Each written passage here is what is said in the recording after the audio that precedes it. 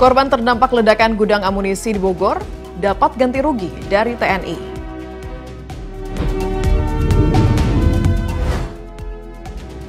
Hindari kepadatan, Menhub sarankan masyarakat untuk mudik lebih awal. Ada 2 skema rekayasa lalu lintas selama libur Lebaran di Sumatera Barat.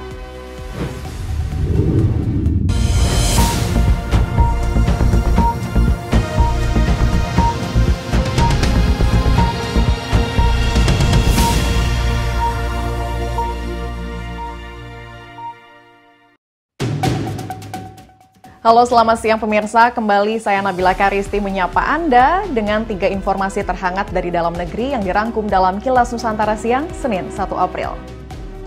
Pemirsa, ledakan gudang penyimpanan amunisi milik Kodam Jaya di Bogor, Jawa Barat telah berhasil ditangani. TNI pun bereaksi cepat dengan mendata warga terdampak insiden ledakan tersebut.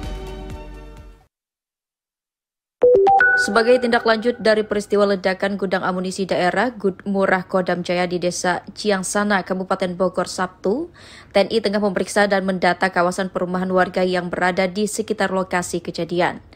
TNI memastikan akan memberikan kompensasi atau ganti rugi jika ditemukan kerusakan pada rumah warga yang terdampak ledakan.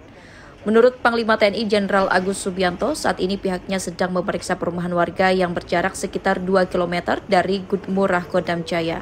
Meski lokasi gudang berada jauh dari pemukiman sipil, namun efek ledakan terasa hingga jarak berkilo-kilometer dan melontarkan sejumlah material berbahaya, seperti serpihan metal hingga amunisi aktif dengan kaliber beragam. Ya, tentunya nanti makanya kita akan data, akan disisir oleh aparat teritorial. Sekarang sudah bekerja, nanti apabila ada kerusakan di rumah masyarakat kita akan ganti ya. Pak, dari Pak Presiden Jokowi apakah sudah ada arahan mengenai investigasinya dan lain-lain? Ya, agar segera diselesaikan, apabila ada yang terdampak segera diselesaikan. Sementara itu, warga yang terdampak ledakan untuk sementara masih diungsikan ke rumah Kepala Desa Ciangsana. Sebanyak 85 orang warga Desa Ciangsana terpaksa menginap di rumah Kepala Desa yang berjarak sekitar 5 km dari rumah asal mereka. Seluruhnya sudah keluar dan sebagian kecilnya ada di tempat ini, di rumah Kepala Desa. Kemudian sebagian besarnya pindah ke rumah keluarga di sekitar sini. Nah, untuk kondisi yang ada di sini, jumlahnya kurang lebih 86 jiwa, terdiri dari 61 laki-laki dan 25 perempuan dan anak-anak. Kondisinya alhamdulillah sehat, sudah dari semalam ditangani langsung.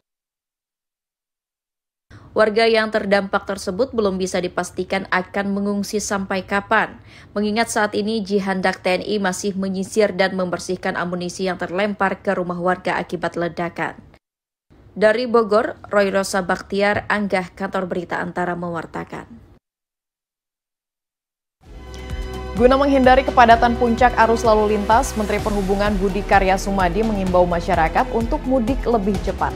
Puncak kepadatan diperkirakan terjadi 4 hari sebelum Lebaran atau pada 5 Maret 2024.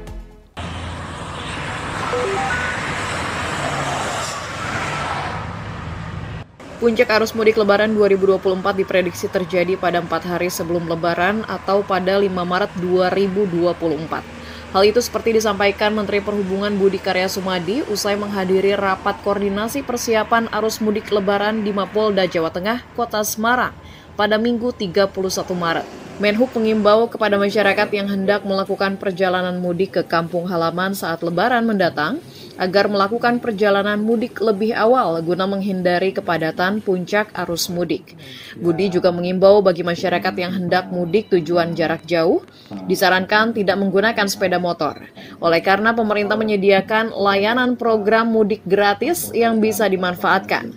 Namun bila masyarakat tetap akan menggunakan sepeda motor, maka harus dipersiapkan dengan maksimal baik pada kendaraan maupun kondisi tubuh. Presiden menginformasikan atau menyarankan bahwa mudik itu kalau bisa H-10 sampai H-5, karena H-4 itu puncaknya, dan apabila itu dilaksanakan mungkin puncak mudik itu tidak terjadi dengan padat ya bahwa Korlantas menyiapkan skenario itu kalau lebih ringan lebih bagus. Menteri Perhubungan Budi Karya Sumadi juga menginstruksikan kepada Dinas Perhubungan di daerah untuk berkoordinasi dengan pihak kepolisian setempat untuk melakukan pengecekan armada bus yang akan digunakan untuk perjalanan di tempat-tempat wisata dan memastikan armada dalam kondisi layak jalan. Dari Kota Semarang, Jawa Tengah, Suryo Wicaksono, Kantor Berita Antara, mewartakan. Sejalan dengan arahan Menteri Perhubungan, Kepolisian Daerah Sumatera Barat menyiapkan 2 skema berbeda pada rekayasa lalu lintas. Skema pertama berlaku pada 7 hingga 9 April dan skema kedua berlaku mulai 11 hingga 15 April. Hal itu untuk menyesuaikan kondisi dari kepadatan arus lalu lintas.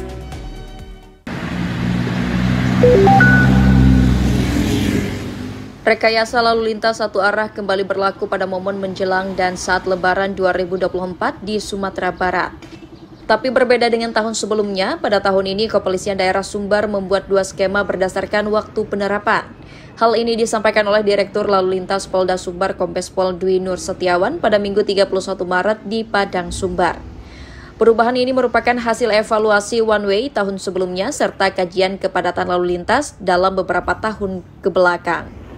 Terdapat perbedaan jumlah arus lalu lintas menjelang dan setelah momen Lebaran. Kombes Pol Dwi menambahkan pada tahap awal one way mulai diberlakukan pada tanggal 7 hingga 9 April dengan rute Padang Bukit Tinggi via Padang Panjang dan Bukit Tinggi Padang via Malalak dengan waktu pelaksanaan mulai pukul 12 hingga pukul 17. Kemudian pada H+1 yaitu setelah Lebaran yang tanggal 11 sampai tanggal 15 kita balik yang dari Bukit Tinggi menuju Padang menggunakan jalur Padang Panjang, sedangkan yang mau ke Bukit Tinggi melalui jalur Malalak. Berarti untuk one way ini akan diberlakukan untuk perubahan dilakukan selesai Lebaran ya Pak ya? H+1 itu ya Pak? H+1, hari H tidak ada kegiatan jalur normal, H+1 mulai tanggal 11 kita gunakan jalur seperti tadi. Terkait potensi kemacetan jelang maupun saat libur Lebaran pada 5 jalur masuk wilayah Sumbar, Kombes Dwi memprediksi jalur lintas tengah via Darmas Raya berpotensi menjadi titik macet dibanding 4 jalan masuk lainnya. Karena selain banyak dilalui pemudik dari luar Sumatera, sebagian dari jalur itu juga masih diberlakukan buka tutup karena masih dalam perbaikan. Dari Kota Padang, Sumatera Barat, Fandi Yogari, Kantor Berita Antara mewartakan.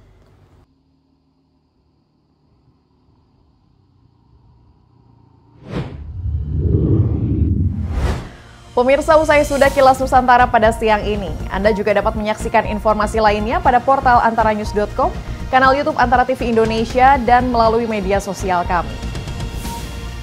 Kilas Nusantara akan kembali tayang malam nanti pukul 20 waktu Indonesia Barat. Sampai jumpa.